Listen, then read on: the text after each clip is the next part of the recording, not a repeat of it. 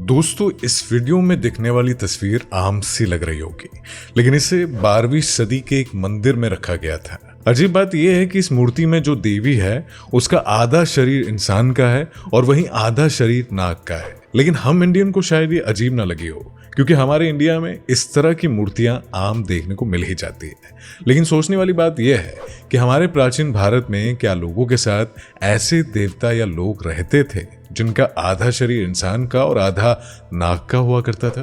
क्योंकि हमारे पूर्वज जो देखते थे उन्हीं की मूर्तियां वो बना लेते थे, और माना जाता है कि हम इंसानों को वेदों और ग्रंथों का नॉलेज भी इन्हीं सर्व देवताओं द्वारा ही दिया गया है। दोस्तों, ब्राह्मी शताब्दी में बनाए गए कर्नाटक के विजय नारायण मंदिर में हजारों साल पुरानी एक देवी की मूर्ति मौजूद है।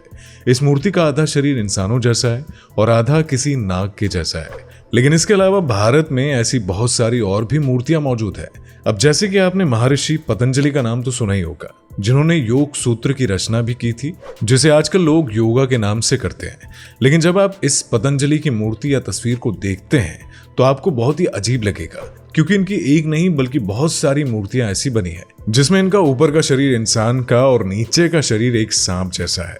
ऐसे वाक्य एक दो नहीं बल्कि हमारे महाभारत और रामायण में कई ऐसे लोगों का जिक्र किया गया है, जिसमें नागलोक और नाग देवताओं का खुलकर वर्णन भी किया गया है, जिसमें यह पता चलता है कि हमारे पूर्वजों ने जरूर इन लोगों को देखा होगा। आधा इंसान और आधे नाग दिखने वाले इन लोगों को नागास कहा जाता था। वहीं छत्तीसगढ़ के तपकरा गांव के जंगल में एक ऐसा मंदिर है जिसे शिव का बहुत ही प्राचीन मंदिर माना जाता है। इतना ही नहीं बल्कि इस मंदिर को आज के जमाने का नागलोक भी कहा जाता है, क्योंकि इस मंदिर के पास एक ऐसी गुफा है जिसका रास्ता तो फिलहाल अभी बंद है, लेकिन वहां पर रहने वाले लोगों का कहना है कि ये रास्ता पाताल लोक तक जाता है।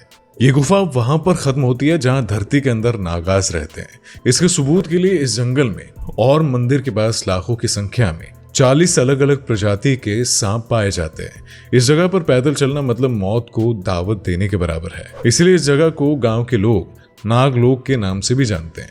लेकिन फिर भी यहाँ के लोग सांपों की पूजा करते हैं। वैसे तो पूरे भारत में ही सांपों की पूजा की जाती है। इतना ही नहीं बल्कि बहुत सारी प्राचीन सभ्यताओं में सांपों को भगवान का दर्जा भी दिया गया है। इसलिए नाग देवताओं को हर देश में अलग अलग नाम से जानकर इनकी पूजा की जाती है। वैसे तो भारत के वेदों में सांपों के बारे में आपको पूरी जानकारी मिल जाएगी। वेदों के अनुसार धरती के नीचे 7 तल पाए जाते हैं, जिसमें अतल, वितल, सुतल, रसातल, तलातल, महाताल और पाताल शामिल है। और वेदों के अनुसार रसातल में सभी नाग रहते हैं, जो कि आधे इंसान और आधे नाग की तरह होते हैं, और इन सभी के सर पर मणि भी लगी होती है, और इन्हें ब्रह्मांड, गणित, अध्यात्म, मेडिकल, साइंस हर तरह का ज्ञान होता है। इसी कारण इन्हें देवता माना जाता है। इसीलिए लोगों द्वारा इनकी पूजा भी की जाती है।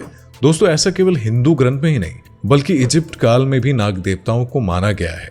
और दोस्तों, ये है इजिप्ट के नेहबकाओ, जो एशियाई इजिप्ट की किताबों में नागों के भगवान माने जाते हैं। दोस्तों, पुराने समय में ही नहीं बल्कि आज के समय में भी मेडिकल साइंस में सांपों का बड़ा योगदान है।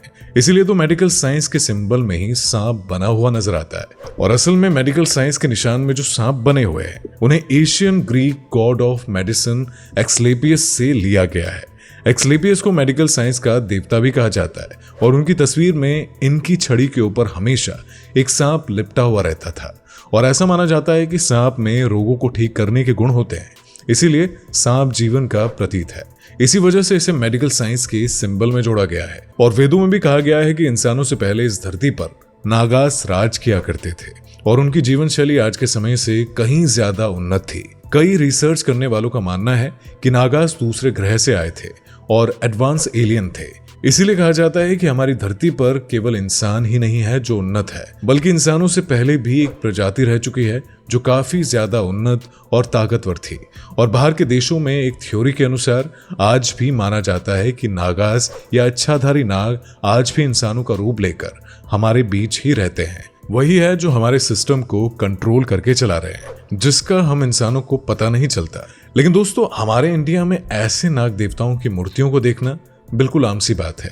लेकिन हमें भी इस पर रिसर्च करने की जरूरत है कि हमारे पूर्वजों ने जिन मूर्तियों को बनाया है उनके पीछे किसी खास चीज की वजह छुपी हुई है, क्योंकि इन सभी के जरिए हमारे पूर्वजों द्वारा कहानियों को संभाल कर रखा गया है।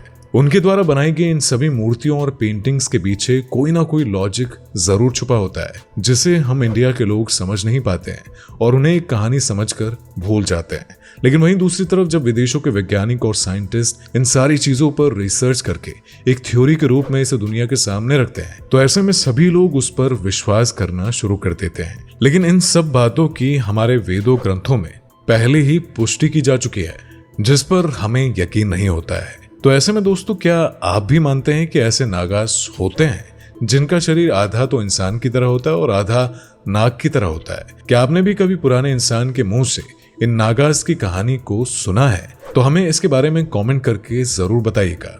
और दोस्तों, अगर आपको ये वीडियो अच्छी लगी हो तो इसे एक लाइक जरूर करें, और अगर आप ऐसी और भी वीडियो देखना चाहते हैं तो ऐसे में हमारे चैनल को सब्सक्राइब करके साथ ही लगे बेल आइकन को जरूर प्रेस कीजिएगा। तो आज के लिए बस इतना ही। मिलते हैं आपसे अगली वीडियो में, तब तक के लिए धन्यवाद।